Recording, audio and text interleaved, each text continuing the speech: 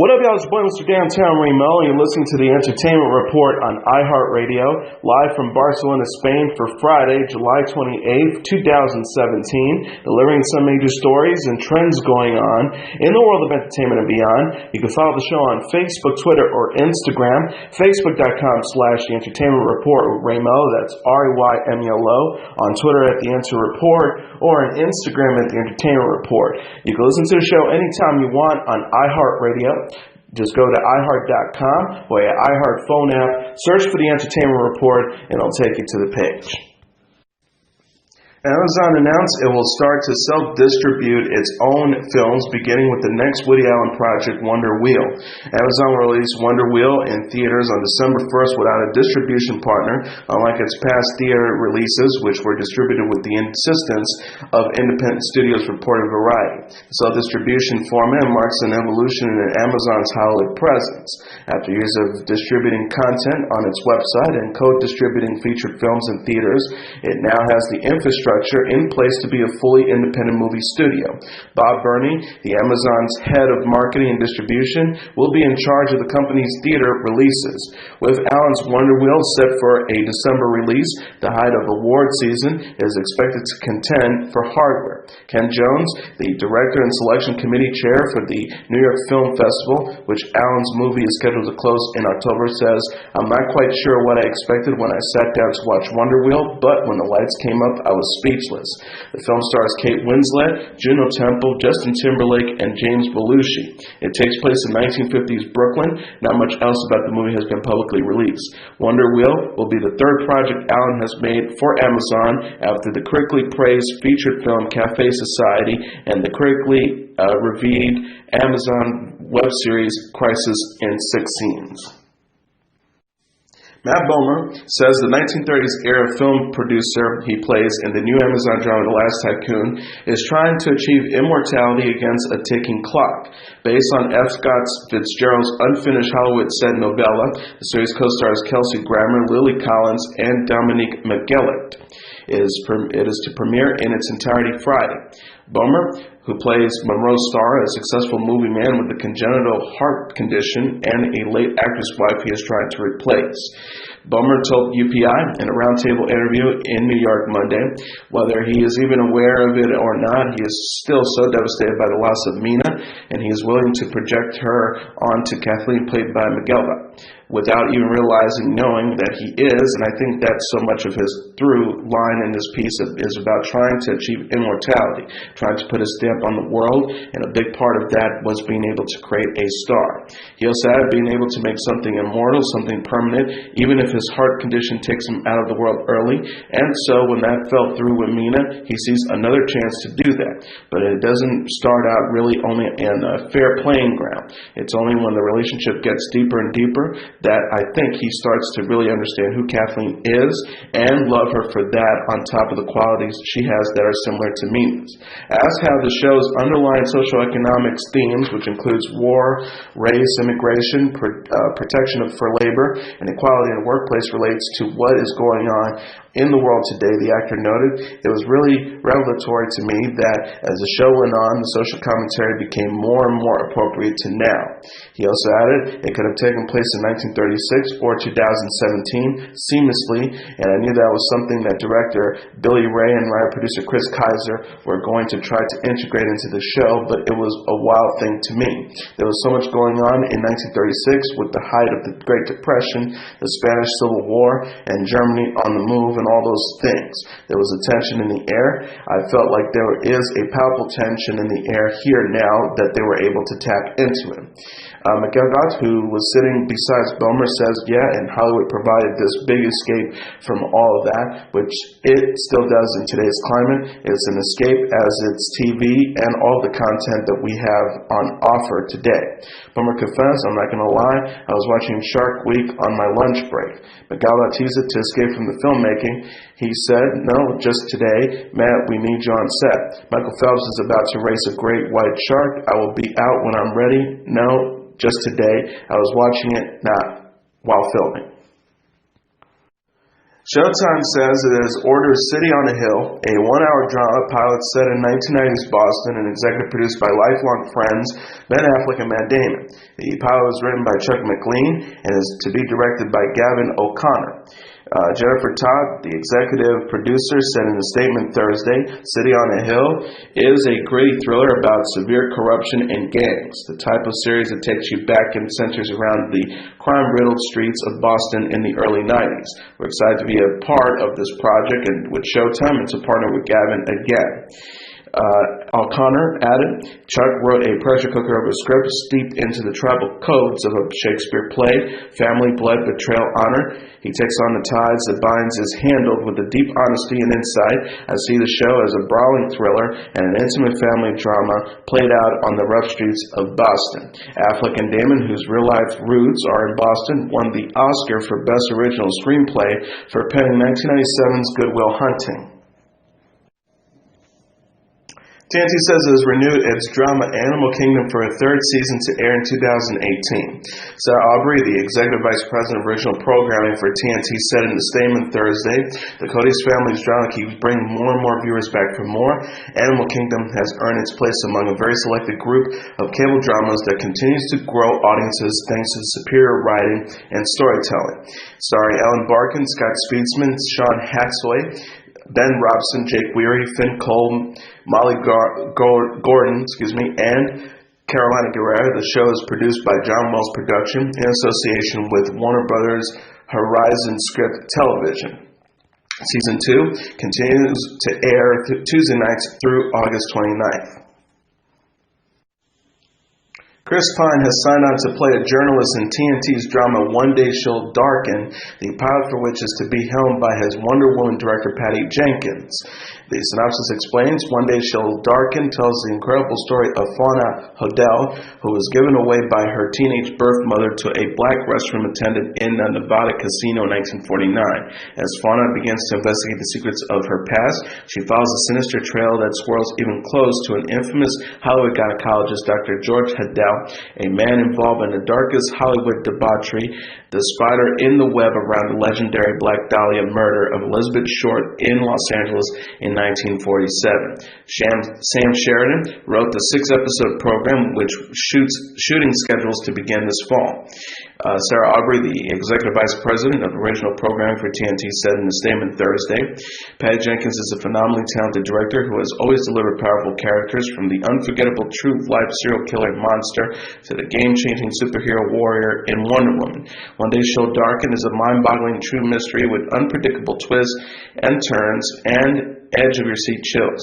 Sam Sheridan, an expert storyteller, has delivered scripts that entertain, frighten, and tell tales of redemption and a powerful search for identity. Chris Pine has wowed us with so many of his performances, and knowing how multidimensional his character is in One Day She'll Darken, we're so lucky to have an actor as talented as he is to lead this cast. TBS says it has ordered a fourth season of its cop comedy Angie Tribeca starring Rashida Jones. The 10 new episodes are scheduled to debut on the cable network in 2018. A press release said about the Boardwalk and Empire Vinyl alum, and in its shameless attempt to grab some of much-deserved award attention, the fourth season will welcome a new cast member, two-time Emmy winner Bobby Cannavale, who has proven time and time again that he is irresistible to the Academy. Fingers crossed. Nancy and Steve Carell are executive producers on Angie Tribeca, along with showrunner Ira Ungerleider. Anderson Cooper says he's still friends with Kathy Griffin despite her recent scandal related to President Donald Trump. The 50-year-old television personality said on Tuesday's episode of Watch What Happens Live that he hopes Griffin will, quote, bounce back in the wake of her controversy posts about Trump. Griffin faced backlash in May after she shared an image of herself from a photo shoot holding up a fake, bloody, decapitated head that resembled Trump. Cohen confirmed to host Andy Cohen, yeah, we're still friends. I said what I said about how I didn't think what she said was appropriate, but I wish her the best, and I hope she bounces back and gets back on the road. He also added, she's incredibly funny and a lot of people love her, and I think she'll bounce back from this. Cooper has been among those who publicly condemned the star's shoot in May. He tweeted on May 30th, "For the record, I am appalled by the photo shoot Kathy Griffin took part in. It is clearly disgusting and completely inappropriate." Griffin apologized in the video May 31st, saying she, quote, "crossed the line and went way too far." Cooper and Griffin are longtime friends and co-hosted CNN's New Year's Eve special from 2007 to 2016. Griffin was fired from the gig following the scandal, with CNN tweeting on May 31st, "CNN has terminated our agreement with Kathy Griffin to appear on our New Year's Eve program." Now, Lupita Nyong'o has shared on Twitter how she went undercover at the San Diego Comic-Con by dressing up as a pink Power Ranger. The actress, who won an Oscar, wrote alongside a video of herself running around the Comic-Con show floor in her Power Rangers outfit, saying, "Did you see me at Comic-Con?" that was made unique with a white mask and sunglasses to cover her face. The clip featured Nyong'o taking plenty of photos with fellow cosplayers who had no idea they were standing next to a Hollywood star. A second video, the 34-year-old sheriff, featured her crossing the street in her costume. Nyong'o was on hand at the Comic-Con in San Diego to promote her role in Marvel's upcoming Black Panther film. Nyong'o will next be seen reprising her role as Maz Kanata in Star Wars The Last Jedi, due in theaters December 15th. Titanic stars Leonardo DiCaprio, Kate Winslet, and Billy Zane reunited this week ahead of the film's 20th anniversary. DiCaprio hosted Winslet and Zane at his annual Leonardo DiCaprio Foundation dinner Wednesday in Saint-Tropez, France, which raises funds for environmental causes. "Gangs back together," Zane captioned a photo on Instagram of himself with his former co-stars. "Now we're saving icebergs. Go figure." People reported prior to the event that DiCaprio and Winslet would auction off a private dinner with the two of them at the gala. The winning bidder will dine with the stars in October or November at a place of their choosing in New York. DiCaprio and Winslet played ill-fated lovers Jack Dawson and Rose Bookhater in Titanic, with Zane as Rose's villainous fiancé, Cal Hockley. Zane said in a 2016 interview with Today that he wishes Rose and Cal had stayed together in the film. The actor said of his character, "He was a little misunderstood. I wasn't the iceberg. I did not drown 2,000 people. I got off the boat." He added, "Yes, I think Rose made the wrong choice. I think he found redemption by the end. I wish he had found her on the Carpathia and was able to right his wrongs." DiCaprio and Winslet also starred in the 2008 movie Revolutionary Road. DiCaprio will next star in an adaptation of the Stephen Talley novel The Black Hand, but Winslet is slated for The Mountain Between Us with Idris Elba. Comedian Mario Cantone is to make his first appearance as White House Communications Director Anthony Scaramucci on Friday's episode of The President Show. A press release from Comedy Central says The President Show has become the summer's hottest political satire destination. Cantone joins an impressive cast of performers who have skewered politicians and Trump cronies, including executive producer Adam Pawley as Donald Trump Jr., John Bergingling as Steve Bannon, and James Adamian as Bernie Sanders.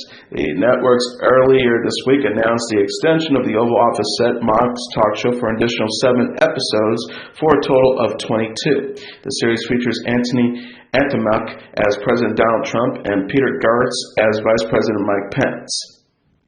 Alec Baldwin and Melissa McCarthy earned rave reviews earlier this year for their respective portrayals of Trump and former White House Press Secretary Sean Spicer on NBC's Saturday Night Live. ESPN's upcoming 30 for 30 documentary on professional wrestling icon Ric Flair is set to premiere on November 7th. The synopsis for the film reads, director Roy Karp, who directed I Hate Christian Laettner and The Book of Manning, will take an inside look at Flair's story, including his triumphs, his tragedies, and his pivotal role in turning pro wrestling into mainstream sports entertainment. ESPN released a trailer for the documentary on Wednesday that features Flair and other notable wrestling figures discussing Nature Boy's legendary career, including The Undertaker, Hulk Hogan, current WWE COO Triple H, and Shawn Michaels. Flair says in the clip, "Everybody wanted to be me, every man, because I had the nicest clothes, biggest cars, and more women, and I was the best wrestler." Undertaker added, everyone kind of grew up watching this guy bigger than life. Known for screaming woo, Flair, whose real name is Richard Morgan Flyer, is one of the most decorated and recognizable figures in professional wrestling history. Flair has been crowned a heavyweight champion 16 times and is the only two-time inductee into the WWE Hall of Fame, once by himself and once with his former team, the Four Horsemen. Jessica Biel says her son is a mini version of her husband, Justin Timberlake. The 35-year-old actress said on Tuesday's episode of The Tonight Show starring Jimmy Fallon that 2-year-old Silas has Timberlake's sense of style and swagger. She joked after host Jimmy Fallon commented on how the toddler wears the coolest clothes. She says, I feel a little intimidated by him too. It's kind of like a mini Justin. It's his style. He's got like a daddy swagger. Biel and Fallon, who shared daughters Winnie and Franny with wife Nancy Juvenin, got together with their families over Memorial Day weekend. Fallon said Biel saved the day by bringing snacks on the group's bike ride. The actress explained, this is mom's style. I do not leave the house. I don't care if it's a bike, a scooter, or one of those 400 cool toys you have at your house, which I'm dying to own myself. I'm going to have pretzels, veggie sticks, apples, string cheese. I'm going to have supplies. She vowed, you always have snacks if you're rolling with me, I promise. Biel and Timberlake married in Fasino, Italy in 2012 and welcomed Silas in April 2015. The actress said in the August issue of Marie Claire that the secret behind her happy marriage to Timberlake is their shared beliefs and interests. Biel told the magazine, we have similar values. We believe in honesty, loyalty. We like to have fun. We like a lot of the same things. She also added, also in the business, we are all very career-oriented, and you have to be a little selfish. I understand that about my peers, about being focused and driven, and you can find that in someone who shares the same values as you. It's like SCORE. Biel will next star in the USA Network series The Sinner, which premieres August 2nd. Meg Ryan and rock icon John Mellencamp appear to be dating once again. The 55-year-old actress and 65-year-old musician reconciled in the spring after ending their relationship in 2014. Sources told the publication they are together. It's been a few months. People confirm You Got Mail star and the Jack of Diane singer have rekindled their romance. An insider explained they have a bond. Ryan and Mellencamp called it quits in August 2014 after 3 years of dating. The singer said in an interview with the Howard Stern show in March that Ryan doesn't want anything to do with him. He told host Howard Stern, oh, women hate me. I love Meg Ryan. She hates me to death. The star said she just doesn't want anything to do with me, and I don't blame her. I think it's because I'm a child. I throw fits. I gripe. I complain. I'm moody. Every bad thing that a fella can be, that's me. Ryan and Mellencamp were spotted together in New York the same month and stepped out of the Artcliff Diner in Martha's Vineyard, Massachusetts in May. Page 6 reported Ryan attended Mellencamp's concert July 11th in Forest Hills, New York. Pop star and incoming American Idol judge Katy Perry will host next month's 2017 MTV Video Music Awards show. The ceremony is set to air live from the Forum in Inglewood, California on August 27th at 8 p.m. Rapper Kendrick Lamar goes into the competition with the leading 8 nominations. Other artists up for multiple awards include Perry, The Weeknd, Bruno Mars, Ed Sheeran, Ariana Grande, and Lorde. Music producer Quincy Jones was awarded $9.4 million in damages Wednesday in a dispute over unpaid royalties with the estate of Michael Jackson. A Los Angeles jury sided with Jones, who took Jackson's estate to court for underpaid royalties stemming from Jackson's concert film This Is It and 2 Cirque du Soleil shows that used the pop icon's music following his death in 2009, Variety reported. Jones sought $30 million in damages when he sued the estate in 2013, stating that he was unfairly cut out of the posthumous deals made for the film and Cirque du Soleil shows. The estate countered that he was only due $392,000 due to minor accounting errors. The New York Times reported that this lawsuit was never about Michael. Jones said in a statement, it was about protecting the integrity of the work we all did in the recording studio and the legacy of what we created. He also added, I view it not only as a victory for myself personally, but for artists' rights overall.